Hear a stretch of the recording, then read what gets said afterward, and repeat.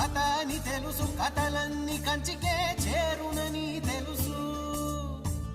తెలుసు తెర తొలుగుతుందని, తెలుసు తెల్లారుతుందని, తెలుసు ఈ కట్టె పుట్టుకుమంటదని, తెలుసు ఈ మట్టి మట్టిలో కలిసిపోతదని.